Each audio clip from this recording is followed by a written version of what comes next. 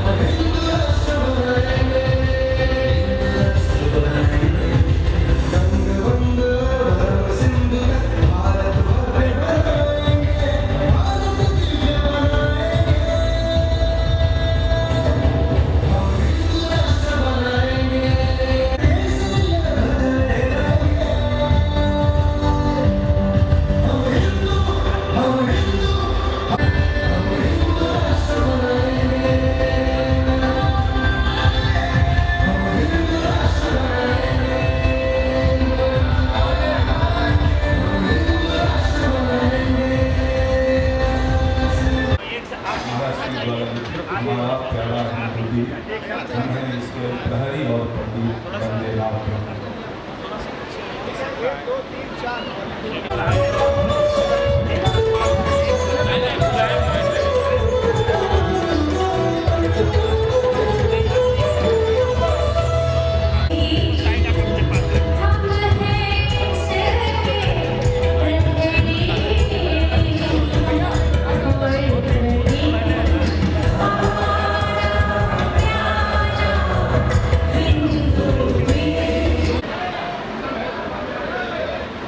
समिति के सदस्य श्री आकाश मिश्र जी से भी आ गया है।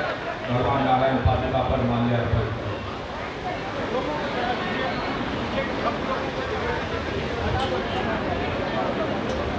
आप लोगों के सहयोग से लोग नगरी में मृत्युंजय जी से भी आ गया है। भगवान नारायण पादुका पर प्रणाम करें।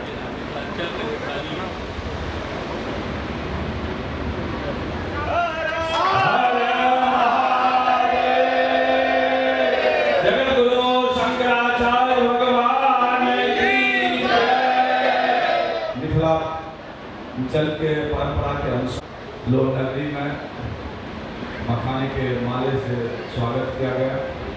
अभी हम आयोजन समिति के अध्यक्ष श्री निर्मल भाटी से आग्रह करते हैं 2 शब्द आप नगर वासियों की तरफ से महाराज श्री के चरणों में निवेदन करेंगे।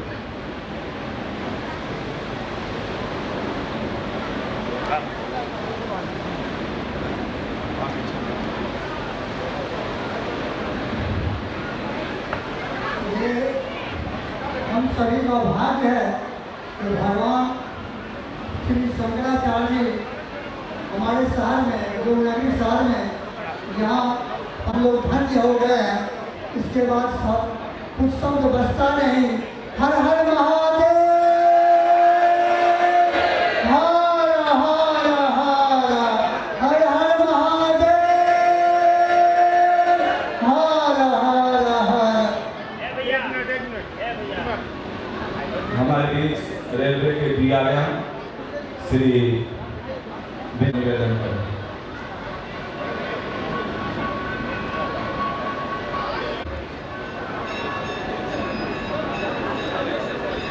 आज चक्रधरपुर डिवीजन और उसका सबसे बड़ा स्टेशन टाटा नगर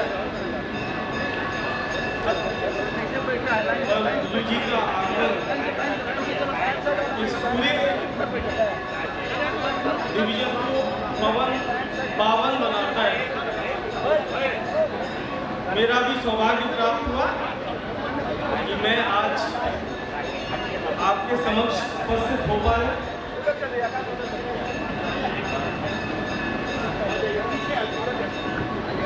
मेरा यही कर्म होगा कि जन सेवा मैं करता रहूं और गुरु जी के सानिध्य में जो भी प्रेरणा मुझे मिलेगी उसको समर्पित अपना जीवन करूंगा।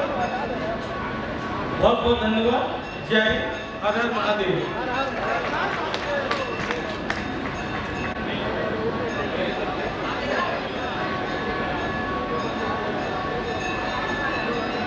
अभी हमारे बीच महाराज श्री के सेवक श्री ऋषिकेश ब्रह्मचारी जी हैं, उनसे भी आग्रह करते हैं आप लोगों के उत्साह को देखते हुए दो शब्द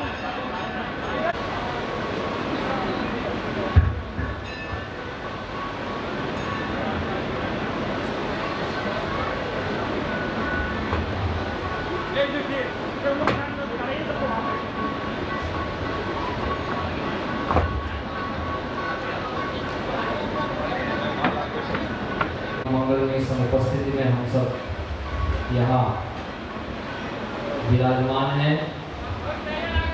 पूरे उत्साह के साथ, पूरे जोश के साथ हम सभी जय घोष करेंगे। भगवान शंकराचार्य महाभाग ने जो घोषणा की है कि 3.5 वर्षों में भारत हिंदू राष्ट्र होगा, उसके 9 माह व्यतीत हो चुके हैं और इस समय दवाई का छिड़काव किया जाता है। गंदगी बनाने में दवाई होती है, उसका छिड़काव किया जाता है तो उसका रिएक्शन दिखाई देता है कि नहीं देता है। तो आज भारत में, भारत के बाहर, पूरे विश्व में जो कुछ हो रहा है वो हमारे श्रीमद् जगत गुरु भगवान शंकराचार्य महाभाग की वाणी का, उनके संकल्प का प्रभाव है। अभी 9 महीने बीते हैं, 3.5 वर्ष में से केवल 9 महीने बीते हैं और पूरे दुनिया में हड़कंप मच गया है, हलचल मच गया है कि हिंदुत्व कहीं अगर जाग गया तो फिर पूरे दुनिया में हिंदू शासन करेगा।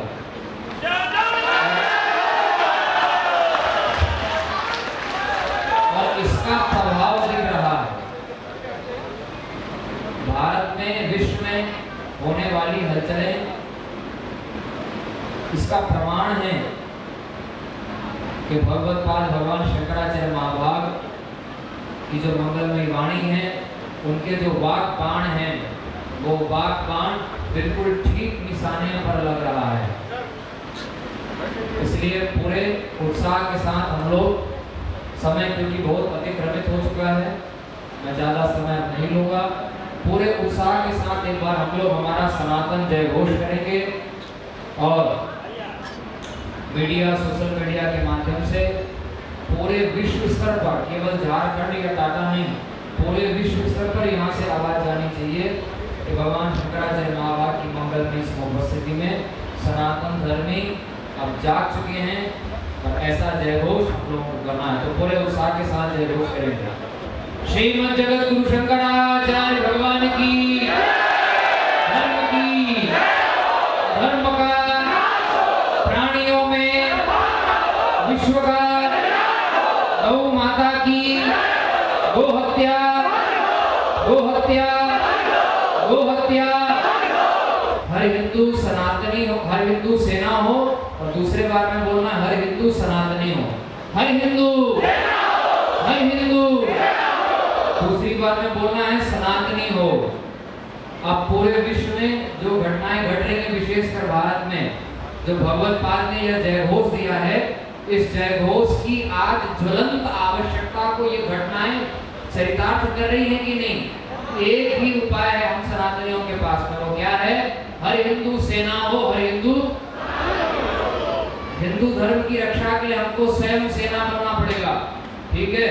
कोई सेना हमारे काम नहीं आएगी। इसीलिए पूरे उत्साह के साथ हर हिंदू, हर हिंदू, हर हिंदू, हर हिंदू, भारत अखंड हो, भारत, भारत, श्रीमद् जगत गुरु शंकराचार्य भगवान की, धर्म सम्राट स्वामी श्री कनपात्री जी महाराज की, गोवर्धन मठपुरी पीठाधीश्वर श्रीमद् जगत गुरु शंकराचार्य भगवान की, नमः पार्वती पते हर हर।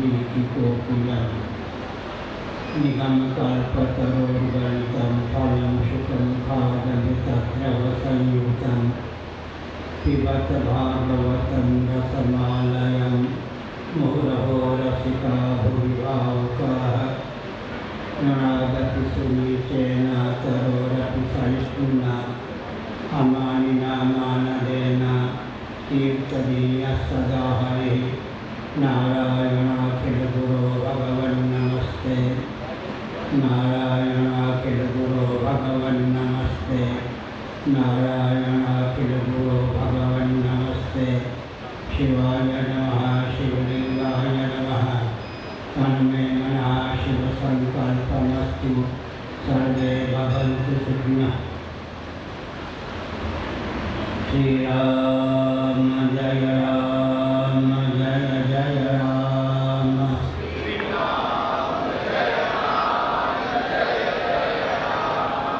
श्रीराम जय राम जय जय राम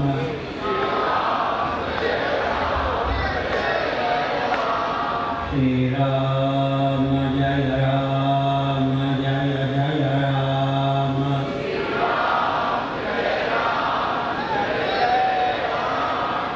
धर्म की अधर्म का प्राणियों में विश्व का गौ माता की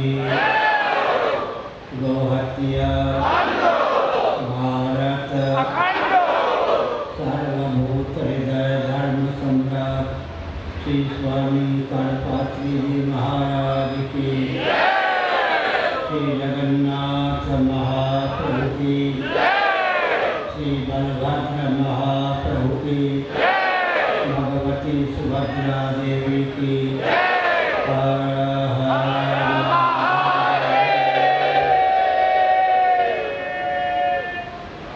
गोविंद जय जय गोपाल जय जय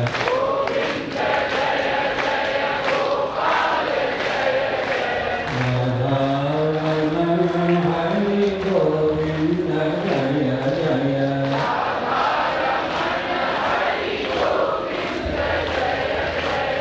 श्री कृष्ण गोविंद हरे मुरारे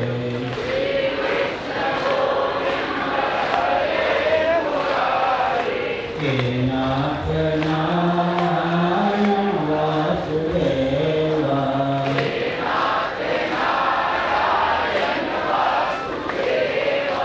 गोविंद जय जय गोपाल जय जय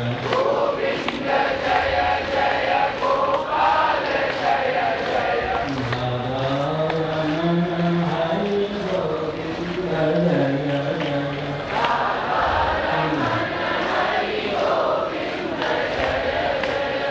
गोविंद जय जय गोपाल जय जय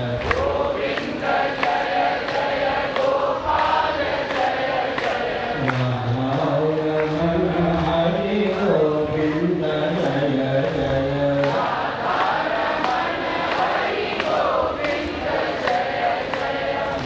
गोविंद जय जय गोपाल जय जय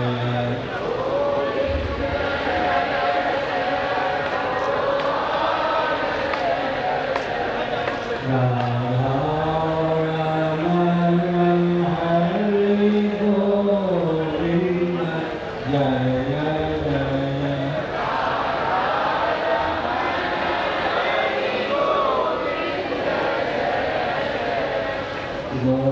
गोविंद जय जय गोपाल जय जय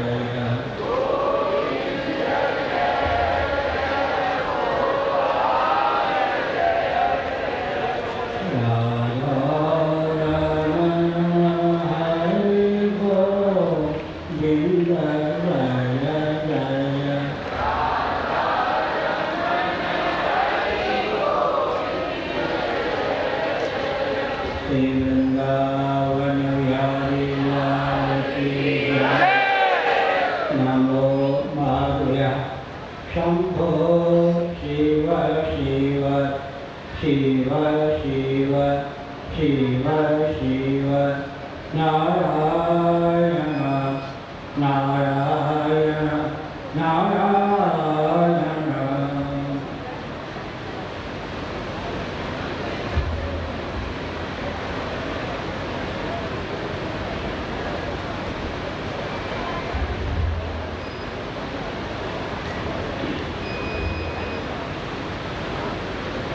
सज्जनों,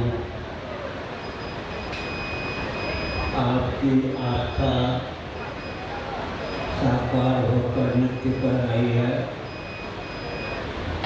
आपके अपनत्व की सराहना है।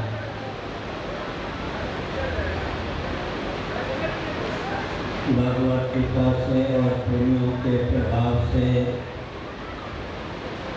देव दुर्लभ मानव जीवन सुलभ हुआ है।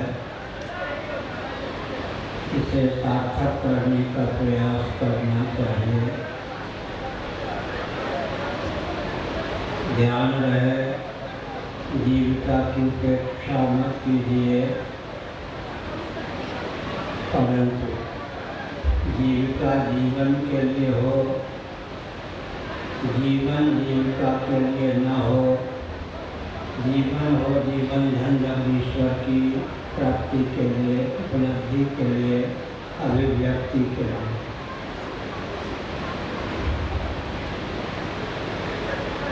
अनादिकाल से पूर्व शरीर तक, पूर्व शरीर को त्यागने तक यदि हम कृतार्थ हो गए होते, हमने निहाल होकर देह त्याग किया होता, हमें कैवल्य मोक्ष सुलभ हो गया होता, तो हमारा जन्म ही नहीं होता। हमारा जन्म डंके की चोट से इस तथ्य को भाषित करता है कि अनादिकाल से पूर्व शरीर को त्यागते समय तक हम कृतार्थ नहीं हुए। पुण्यों के प्रभाव से, भगवत कृपा से मानव जीवन सुलभ हुआ है। ऐसा प्रयास करना चाहिए कि पुनर्भव पर विजय से प्राप्त कर सकें। श्रीमद् भगवद गीता के 5वें अध्याय में भगवान श्री कृष्णचंद्र का वचन सन्निहित है। यह गीता सर्गो येषां साम्यस्य कर्मणः निर्दोषं हि समं ब्रह्म तस्मात् ब्रह्मण्ये स्थिताः। यह जगत प्रामाणिक रीति से विचार करने पर, निरीक्षण परीक्षण करने पर सदोष और विषम सिद्ध होता है। निर्दोष और सम केवल सच्चिदानंद स्वरूप परमात्मा तत्व, ब्रह्म तत्व या भगवत तत्व ही है। सकल अनात्मक प्रपंच जो कि सदोष और विषम है, उससे मन को कर्षित कर सच्चिदानंद स्वरूप भगवान में मन को रमाने का प्रयास करना चाहिए। श्रीमद् भगवद गीता के अनुसार अभ्यासाद्यन्ते यत्र दुःखान्तं च निगच्छति। भगवत स्वरूप में मन को रमाने का अभ्यास करते करते में वह क्षमता प्राप्त होती है कि मन सच्चिदानंद स्वरूप सर्वेश्वर में रमने लगता है। जब मन में भगवत तत्व के प्रति रति का उदय होता है, तब मन सर्वतो भावे चंचलता का परित्याग कर देता है। सदा के लिए भगवत स्वरूप में ही प्रलीन होकर जीव को जन्म और मृत्यु के अनादि परंपरा का उच्छेद कर देता है। भगवान सच्चिदानंद स्वरूप हैं। उनके वर्ण से, उनको आत्मा समझने से, आत्मीय बुद्धि से उनकी उपासना करने से मृत्यु पर, जड़ता पर, दुख पर विजय सुनिश्चित है। बृहदारण्यकोपनिषद ने लक्ष्य निर्धारित किया, असतो मां सद्गमय, तमसो मां ज्योतिर्गमय, मृत्योर् मां अमृतम गमय। प्रार्थना की गई है कि हे प्रभु, मेरे जीवन में उस मन और विवेक का आधान कर दो। जो कुछ अनित्य है, असत है, उससे पिंड छुड़ाकर आप जो मृत्युंजय हैं, नित्य हैं, सदरूप हैं, अमृत स्वरूप हैं, उनमें मैं मन को रमा सकूं। जो कुछ अचित है, जड़ है, अज्ञान है, अज्ञान का कार्य है, उससे मन को परत कर आप जो अखंड विज्ञान स्वरूप हैं, चिद्रूप हैं, उनमें मन को रमा सकूं। जो कुछ दुख है, ताप है या वेदना है, उससे मन को प्रणाम कर आनंद स्वरूप जो आप हैं, उनमें मैं मन को रमा सकूं। मन रसिक है, भगवान रस स्वरूप है, रसो वैसा है। कुछ अभ्यास करने के बाद रसिक मन स्वभाव से रसस्वरूप भगवान में रम सकता है। जब किसी भौरे को अभीष्ट पराग मकरंद से पुष्प की प्राप्ति हो जाती है, वह भौरा तनिक भी चंचलता का परिचय न देकर सर्वतोभावेन उस पुष्प के पराग और मकरंद का ही सेवन करता रहता है। इसी प्रकार अभ्यास करने पर मन जो कि स्वभाव से रसिक है, रसस्वरूप परमात्मा में रम जाता है और फिर तनिक भी चंचलता का परिचय नहीं देता। भगवत पाद शिवावतार शंकराचार्य जी ने इस तथ्य को भाषित किया कि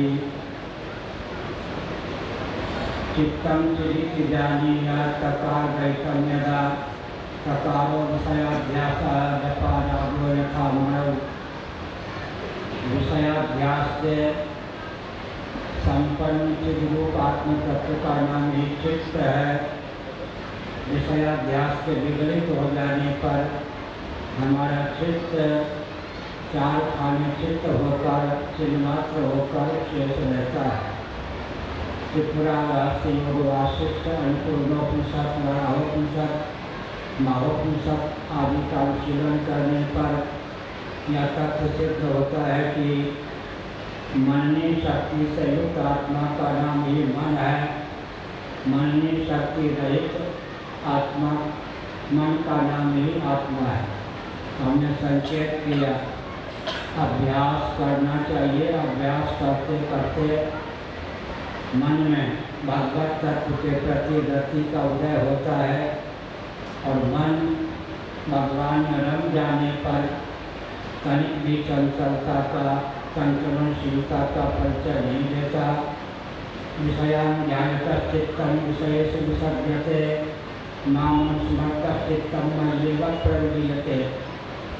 भगवान श्री कृष्ण का वचन श्रीमद् भागवत के एकादश स्कंध में सम्मिलित है।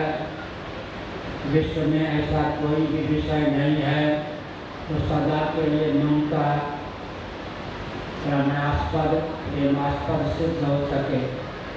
एक विषय में मन को रमाने पर मन पुनः चट जाता है, विषयांतर में चला जाता है। इसके विपरीत भगवान चाहे सगुण हो या निर्गुण, साकार हो या निराकार, उनमें मन को रमाने पर मन सदा के लिए मननी शक्ति से रहित होकर, भगवत रूप होकर, परमात्मा स्वरूप होकर, सच्चिदानंद रूप होकर ही शेष रहता है।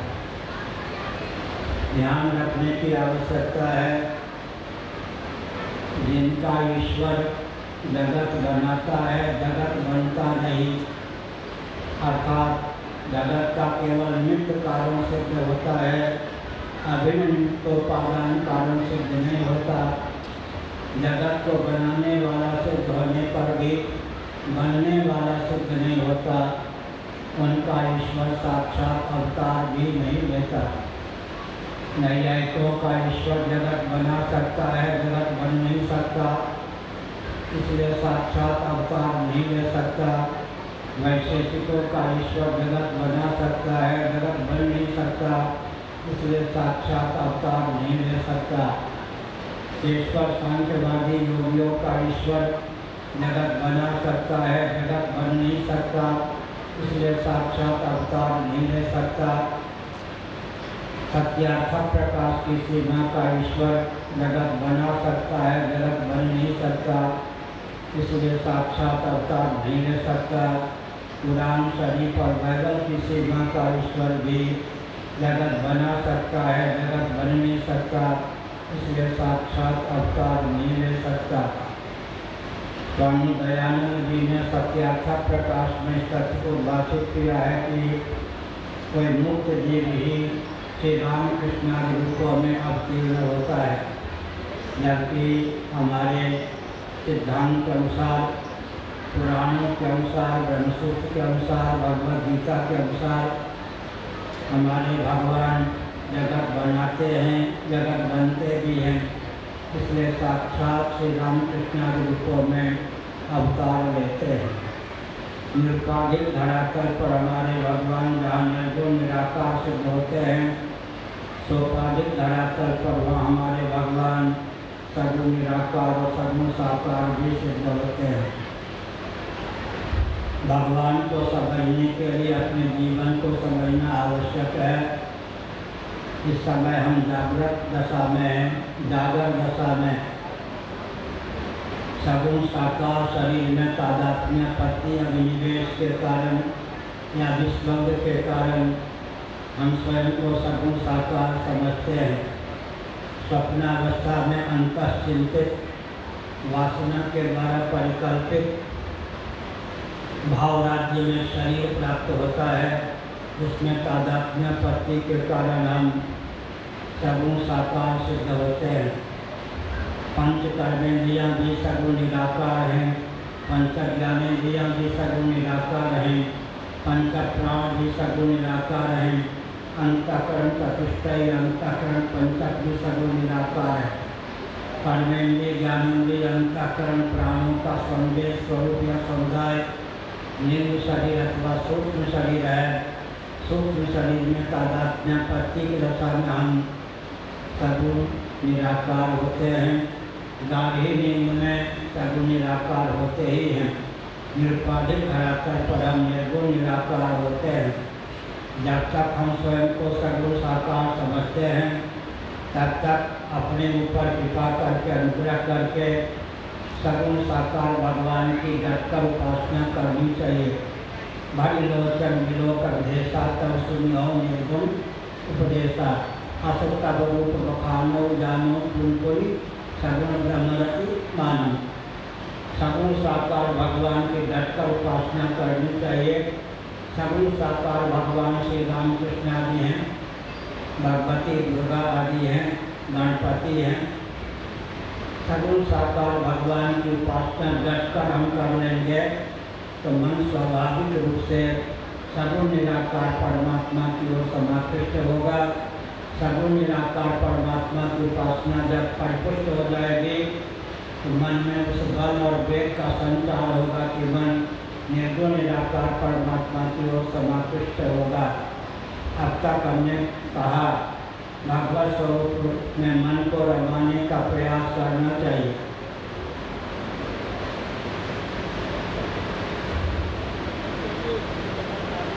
भगवान में मन रमे, आरंभ में अभ्यास की आवश्यकता है और बाद में मन को जब भजनानंद सुलभ हो जाता है, मन स्वतः भगवान के भजन के लिए समुत्सुक हो जाता है, जीव को भी मनोप्रेरित करने लगता है। कम से कम 1.25 घंटे नित्य भजन का बल होना चाहिए। मनुष्य शरीर प्राप्त होने पर भी जो 24 घंटे में 75 मिनट भी भगवान के नाम पर समर्पित नहीं कर सकता, उसकी दशा दयनीय है, चाहे वह अरबों रुपयों से खेलता क्यों न हो। हमने संकेत किया मनुष्य जीवन सुलभ होने पर भी भगवान के लिए 75 मिनट भी निकाल नहीं सकता, उसका जीवन व्यर्थ है। आप कह सकते हैं कि इस रॉकेट कंप्यूटर वेक्टर मोबाइल के युग में भजन की क्या उपयोगिता है। दार्शनिक, वैज्ञानिक, व्यावहारिक धरातल पर भी भजन की उपयोगिता सिद्ध होती है। एक व्यक्ति भाई क्या ये आगे वाले बहुत संयत है ना, प्रश्न की धारा टूट जाती है। वीआईपी मत करो। सुनिए, एक व्यक्ति एक आसन पर बैठकर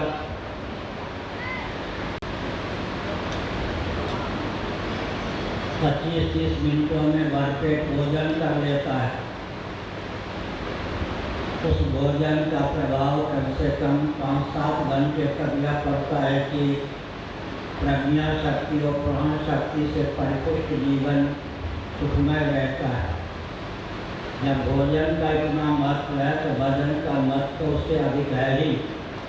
महाभारत में कहा गया, ध्यानपूर्वक सुनिए, एक व्यक्ति पार्थिव पृथ्वी का कार्य अन्न के बिना जितने दिनों तक जीवित रह सकता है, पृथ्वी का कारण सन्निकट निर्विशेष जो जल है उसके बिना उतने दिनों तक जीवित नहीं रह सकता। पृथ्वी की अपेक्षा जीवन में जल का अधिक महत्व है। एक व्यक्ति जल के बिना जितने दिनों तक जीवित रह सकता है, उतने दिनों तक शरीर में रहने वाली ऊष्मा या गर्मी के बिना जीवित नहीं रह सकता। जितने क्षणों तक या जितने क्षण तक शरीर में रहने वाली ऊष्मा या गर्मी के बिना जीवन की कल्पना की जा सकती है, उतने समय तक भी प्राण पवन के बिना, प्राण वायु के बिना जीवन की कल्पना नहीं की जा सकती।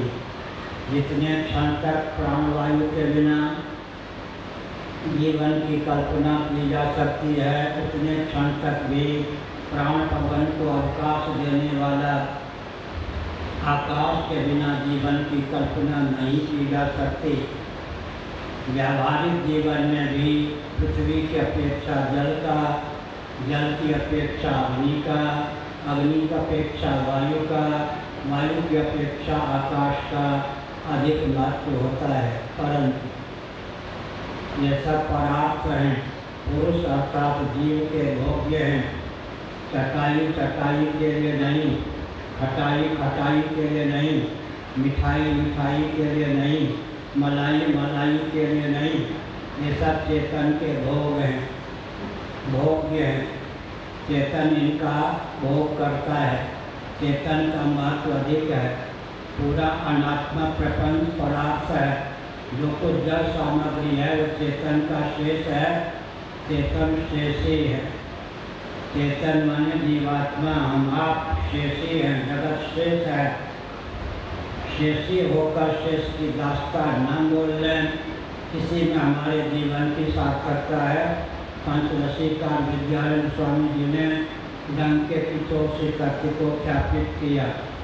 अभी हमने कहा 4 घंटे भजन का बल होना चाहिए, बल्कि यज्ञ करोसी, यज्ञनासी, यज्ञोसी, यज्ञ यज्ञ तपस्या कौन्तेय तत्पुरुषमदर्पणम। भगवद गीता में भगवान का वचन सन्निहित है, जो भी कर्म करो अर्जुन तत्पुरुषमदर्पणम, मेरे पर समर्पित होकर करो, उन कर्मों को भी मेरे पर समर्पित कर दो। बहुत ऊंची बात है। समर्पण से हानि नहीं, लाभ ही लाभ है। चंबल यमुना के पर समर्पित होकर यमुना हो जाता है, चंबल का जल यमुना हो जाता है। चंबल नदी यमुना हो जाती है। यमुना गंगा जी के पर समर्पित होकर गंगा हो जाती हैं। गंगा सागर के पर समर्पित होकर सागर हो जाती हैं। समर्पण से घाटा नहीं, भ्रम मिटा देना चाहिए। अव्यक्त के प्रति जब व्यक्त समर्पित हो जाता है तो व्यक्त में कारणोपाधिक परमात्मा की सर्वज्ञता सर्वशक्तिमत्ता का संचार हो जाता है। समर्पण से लाभ ही लाभ है, हानि नहीं है। जो व्यक्ति अव्यक्त में अपने मन को समर्पित कर देते हैं, स्वयं को समर्पित कर देते हैं, उनके जीवन में भगवत भावापत्ति के कारण सर्वज्ञता का, सर्वशक्तिमत्ता का संचार हो जाता है। हम एक संकेत करना उचित समझते हैं। आर्किमेडिस ने लिखा और कहा, अगर मुझे पृथ्वी का केंद्र पता लग जाए तो मैं पृथ्वी को पा लूँ। आर्किमेडिस वैज्ञानिक ने यह उद्घोष किया था। लेकिन हम लोगों से कोई पूछे कि आपको जगत का, पृथ्वी ही नहीं पानी का भी, जल का भी जल ही नहीं अग्नि का भी, अग्नि ही नहीं वायु का भी, वायु ही नहीं आकाश का भी, आकाश ही नहीं अव्यक्त का भी केंद्र पता है, हम डंके की चोट से कहेंगे भगवान ही जगत के केंद्र हैं। सच्चिदानंद स्वरूप परमात्मा ही जगत के केंद्र है। भगवान की शक्ति का नाम प्रकृति है, माया है, प्रधान है, अव्यक्त है। भगवान की शक्ति ब्रह्म शक्ति रेवा प्रकृति निरालंबोपनिषद के अनुशीलन से तथ्य है। हमने संकेत किया वो शक्ति है, वही भगवद गीता के 3 अध्याय के अनुसार, वैयाकरणों के अनुसार उसी को ओम कहते हैं। परमात्मा और प्रणव, आत्मा और ओंकार दोनों का जिनको ज्ञान हो गया, आत्मा का वाचक ओंकार है, परमात्मा का वाचक प्रणव है। जिसको प्रणव कहते हैं वही ओंकार है, जिसको ओंकार कहते हैं वही प्रणव है। परमात्मा और परमात्मा की शक्ति ही जगत का बीज है।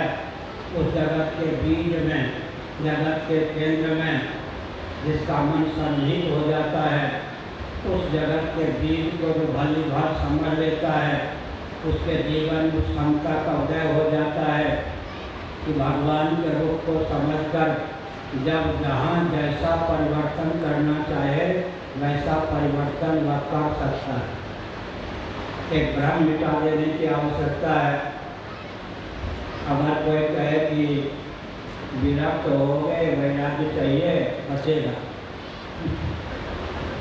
लेकिन जनक इत्यादि गृहस्थाश्रम में रहते हुए भी विरक्त थे या नहीं?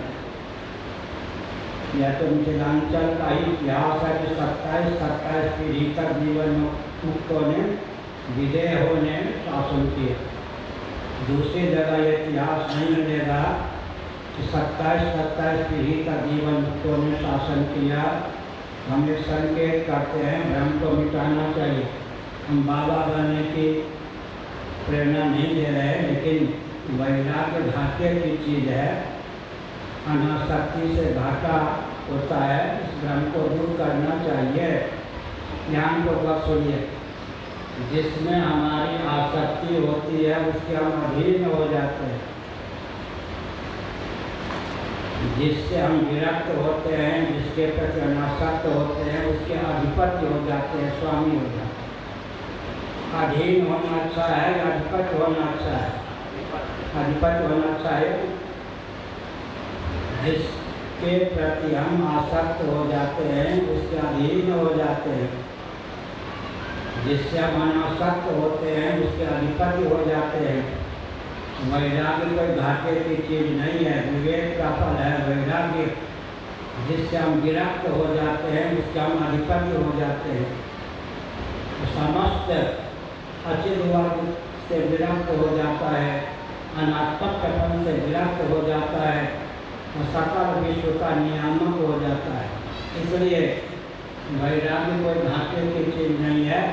रागान्वित व्यक्ति दास बन जाता है, किंकर बन जाता है, और विरक्त जो है अधिपति हो जाता है। आप देवराज इंद्र के पद पर कौन प्रतिष्ठित हैं? मैं देवराज के अनुसार बोल रहा हूँ।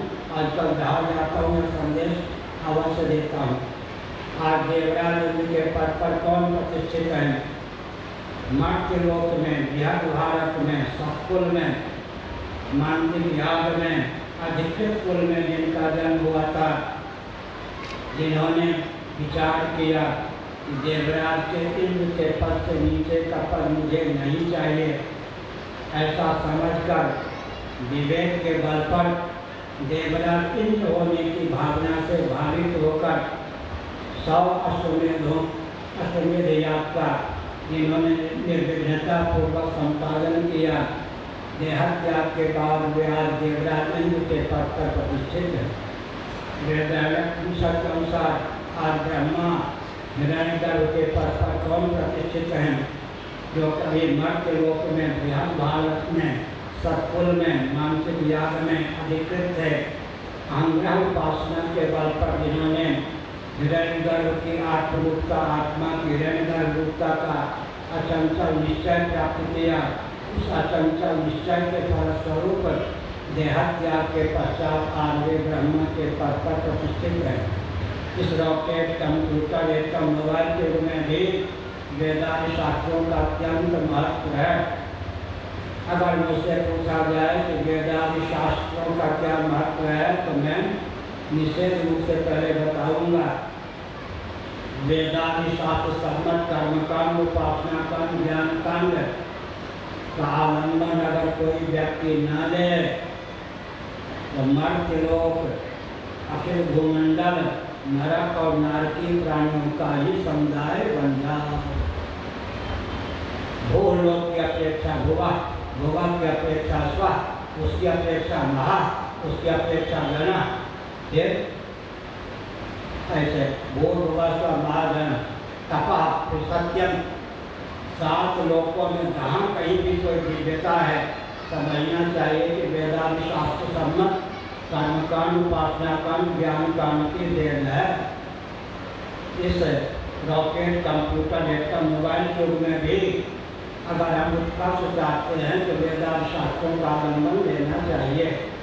वैशेषिक दर्शन के दूसरे सूत्र के अनुसार या तो अभ्युदय निश्चय सिद्धि का धर्म, लौकिक उत्कर्ष भी हो, पारलौकिक उत्कर्ष भी हो और परमात्मा की प्राप्ति का मार्ग भी प्रशस्त हो, अर्थात अभ्युदय की संपलब्धि भी हो और निश्चय की संपलब्धि भी हो। अभिप्राय यह है कि भोग भी सुलभ हो और मोक्ष भी सुलभ हो। इसके लिए वेदांत शास्त्रों का आलंबन अत्यंत आवश्यक है। तो वेदांत शास्त्रों को नहीं मानते कि इंद्रियात्मवादी होते हैं, चेतना विशिष्ट शरीर को ही आत्मा मानने वाले होते हैं और इंद्रियों की गति केवल वर्तमान तक होती है। मन की गति भूतम भव्यम भविष्यं च सर्वम वेदांत प्रसिद्ध्यति। मन की गति यक्षकालातीतम तदप्योंकारेव। मन की गति और मनोनिष्ठ वेदांत शास्त्रों की गति तीनों कालों में है।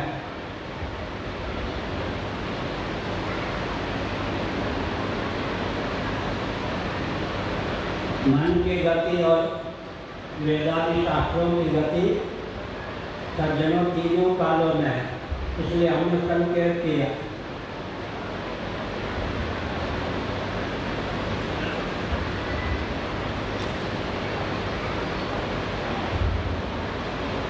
अगर भौतिक धरातल पर भी हम उत्कर्ष चाहते हैं तो वेदांत शास्त्रों के प्रति आस्थान्वित होना ही चाहिए। इंद्रियात्मवाद से अतिक्रांत जीवन चाहते हैं। भूत भविष्य वर्तमान तीनों कालों में हमारी अबाध गति हो, कालातीत परमेश्वर में हमारी अबाध गति हो, ऐसा चाहते हैं तो वेदांत शास्त्रों का आलंबन लेना ही चाहिए। इसलिए वेदांत शास्त्रों का बहुत महत्व है। फिर से सुनिए, महाप्रलय के बाद महासर्ग के प्रारंभ में सच्चिदानंद स्वरूप सर्वेश्वर भी वेदांत शास्त्रों के सिद्धांत को क्रियान्वित करते हुए ही जगत की रचना करते हैं। जगत की संरचना परमात्मा भी सनातन संविधान के अनुसार ही करते हैं। इसके पीछे दर्शन, विज्ञान और व्यवहार का बल प्राप्त है। 5, 4, 3, 2, 1, 0 गणित के दृष्टि से 5, 7 3 2 1 0 0 1 2 3 4 5। हमको भगवान ने 5 ज्ञानेंद्रियाँ दी हैं, 5 कर्मेंद्रियाँ दी हैं। चतुर्दश गुणात्मक ब्रह्मांड में कोई ऐसा प्राणी नहीं है जिसको 6ठी ज्ञानेंद्रिय प्राप्त हो। मन ज्ञानेंद्रियों से अतिक्रांत है। वेदांत में इस पर बहुत विचार किया गया है। मन इंद्रिय नहीं है, इंद्रियों का अधिपति है। हमने संकेत किया मन इंद्रिय नहीं, इंद्रियों का अधिपति है। 5 ही ज्ञानेंद्रियाँ हैं, इसलिए जिनको 5 ज्ञानेंद्रियाँ प्राप्त हैं वो विकलांग नहीं है। ज्ञानेंद्रिय और कर्मेंद्रिय में बहुत ही तालमेल है। श्रोत्र के द्वारा, कान के द्वारा, अतीन्द्रिय श्रोत्रेंद्रिय के द्वारा शब्द का ग्रहण करते हैं, वाक के द्वारा शब्द का विसर्जन करते हैं, त्याग करते हैं। त्वक इंद्रिय के द्वारा स्पर्श का ग्रहण होता है, हाथ के द्वारा स्पर्श का त्याग होता है। नेत्रेंद्रिय के द्वारा गंतव्य का रूप का ग्रहण होता है, ज्ञान होता है।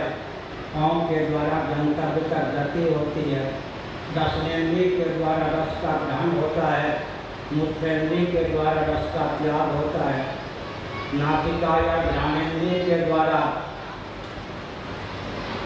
गंध का ग्रहण होता है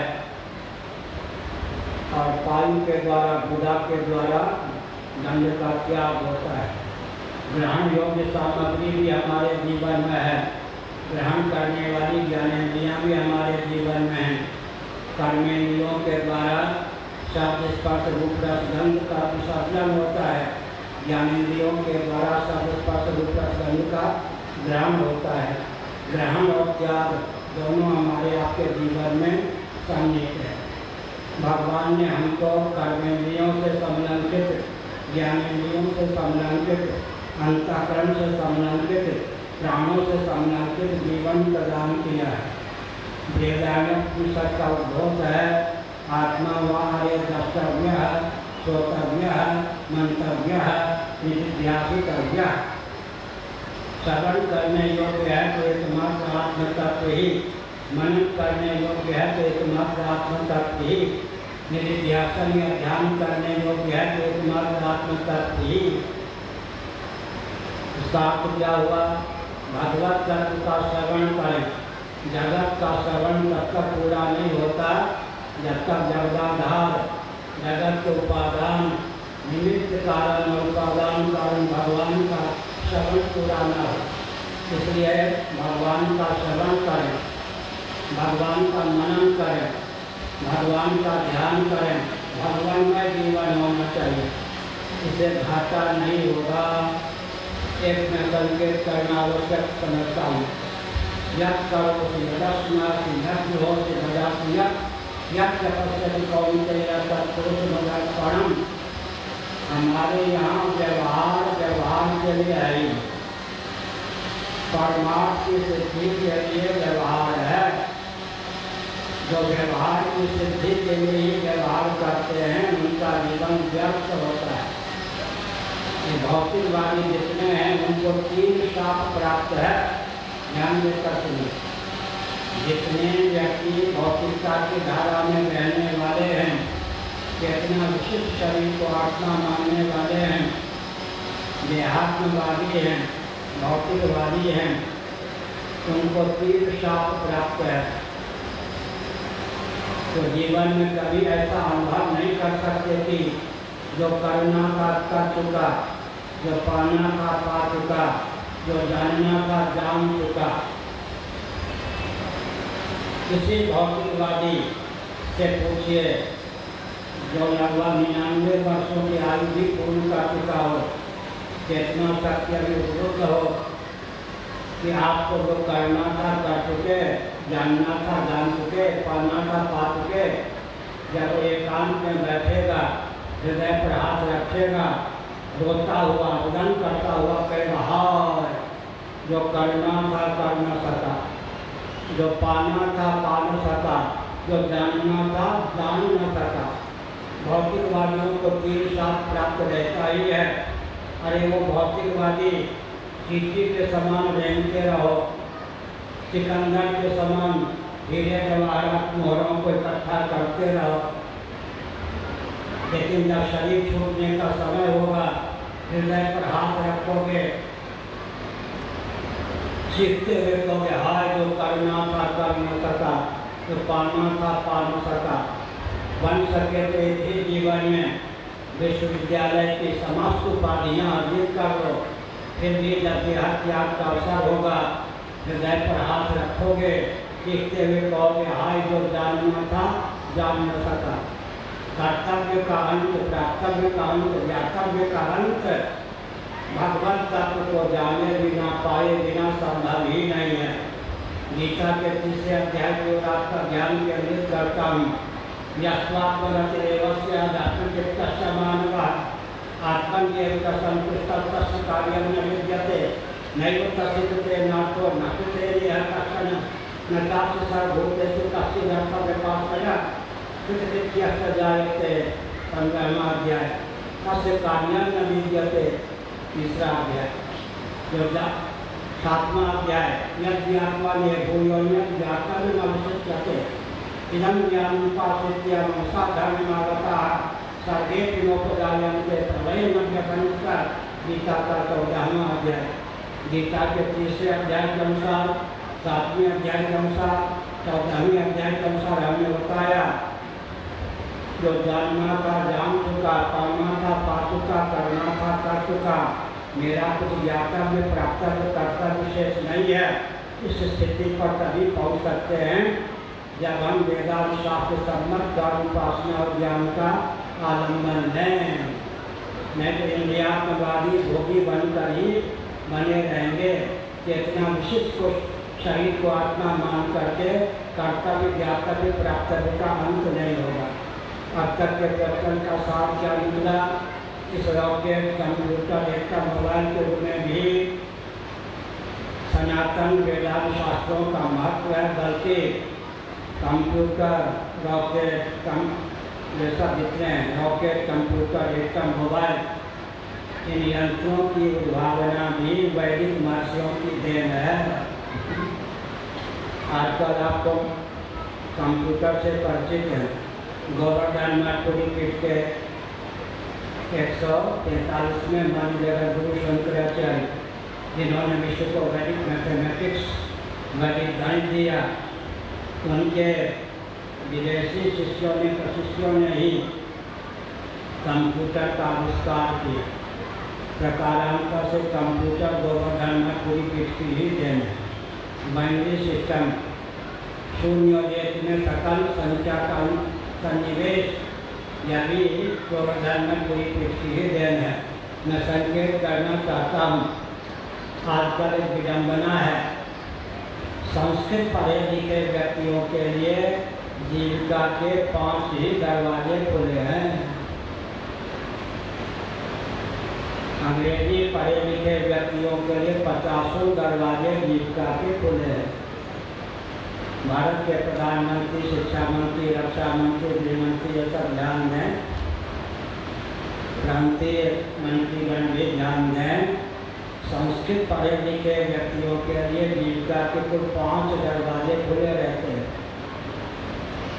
संस्कृत पढ़ा लिखा व्यक्ति कर्मकांडी हो सकता है, अध्यापक हो सकता है, चिकित्सक या वैद्य हो सकता है,